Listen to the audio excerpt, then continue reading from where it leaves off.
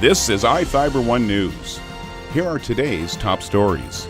Sean Smith, running for Chelan County Commissioner, made a promise to taxpayers at an October 10th candidates forum in Wenatchee. The Wenatchee School District search for a new superintendent has now entered its next phase. Hundreds of first graders made their way to the Grant County Fairgrounds on Wednesday for First Grade Farm Day. Yesterday was a big night for the iFIBER Tigers volleyball team when the undefeated Ellensburg Bulldogs came to town. From the iFIBER 1 newsroom, this is iFIBER 1 News. And it starts now. Sean Smith, running for Chelan County Commissioner, made a promise to taxpayers at an October 10th candidates forum in Wenatchee. And I will be very responsible spending other people's money. I'm very careful spending mine. You can trust me with that. As a business owner, Smith is now paying off nearly $237,000 in unpaid employment tax from his two Walkabout Grill restaurants in Wenatchee and Leavenworth. The IRS has placed liens against his business and personal assets, saying he also became delinquent in paying $133,000 in personal income tax, some of it dating back to 2011. Interviewed Wednesday by iFIBER 1 News, Smith said the tax debts are part of doing business. I think for someone that has always received a paycheck rather than written a paycheck, these are big numbers and these are scary numbers. But we're looking at, between both restaurants, we have an annual payroll of close to $800,000 for both restaurants. And we're a $3 million company. So that gives us the ability to take care of debt and to take care of business and take care of employees and take care of their families. Smith, a Republican from Kashmir, is running against independent candidate Bob Boogert for an open county commissioner seat. The money sought from Walkabout by the IRS is federal income and payroll tax, which employers pay to the government on behalf of their workers. Smith says he chose not to pay the employment taxes on time, so he could afford to make ongoing payroll. Well, tell me what's most important to an employee, their paycheck or the future? Bob Boogert says he was made aware months ago of the tax liens against Smith, which are public record. He chose not to make it a campaign issue. Smith also lost an estimated $200,000 in a failed venture to import and distribute Mexican tequila in the Northwest. He sued his ex-partners for breach of contract in 2014.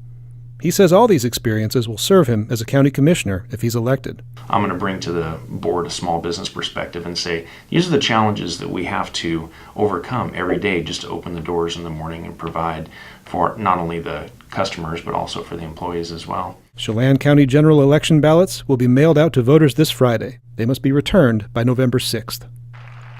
Jefferson Robbins, iFIBER 1 News. This segment is brought to you by Change doesn't have to be complicated. With a low-profile microwave hood combination that's ready to install right out of the box. It fits in the same space as your under-cabinet hood, so you can get your microwave off the countertop and make space for the routines worth keeping.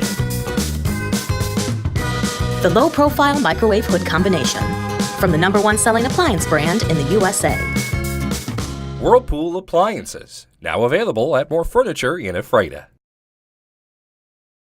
The Wenatchee School District search for a new superintendent has now entered its next phase.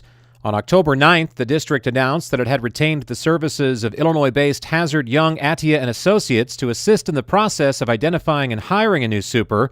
And now the district and HYA have begun a collaborative process for public outreach. Well, right now, our district is in the process of setting up community meetings. Our communications person, Diana Haglin, is working with our community groups and our consultants to set up a schedule so that our consultants can meet with different groups.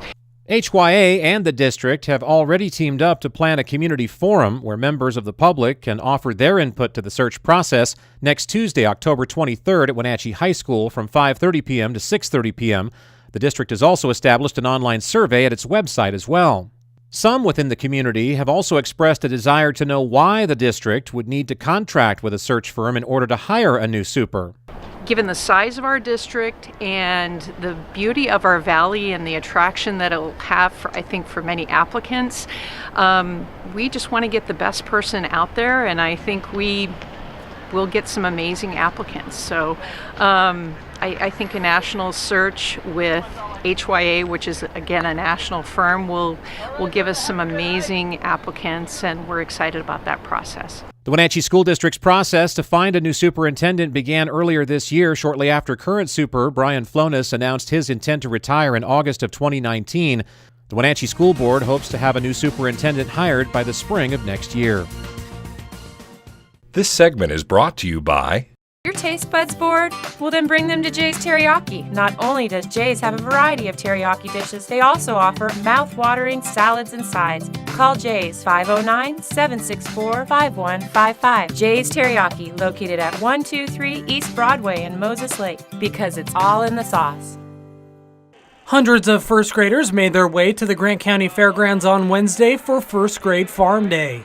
Farm Day, an annual event put on by the Moses Lake High School FFA, brings first grade classes from across the Moses Lake School District for a morning of hands-on learning. From farm animals to equipment and food, first graders rotated through a variety of stations set up inside the Ken Ardell Pavilion during 2 Wednesday morning sessions. Each station is run by FFA members, and while the day is about teaching young students about the world of agriculture, it also gives FFA students a chance to hone their public speaking and communication skills for future competitions. Farm Day has been an annual tradition in Grant County for years and is designed to educate younger students about where their food comes from. This is Joe Utter for iFIBER 1 News. Yesterday was a big night for the Ephrata Tigers volleyball team when the undefeated Ellensburg Bulldogs came to town. Ultimately, the Bulldogs prevailed in 3 sets. Ellensburg came in with a spotless conference record and a 12-1 overall record. Its only loss to 4A West Valley Yakima. Led by Gonzaga University commit Tia Andaya, the Bulldogs looked to keep their undefeated conference record intact. The first set was fierce, with the Tigers and Bulldogs getting locked into several deuces, before Ellensburg ultimately won 28-26. The loss took the wind out of Ephrata, which dropped the second set 25-9.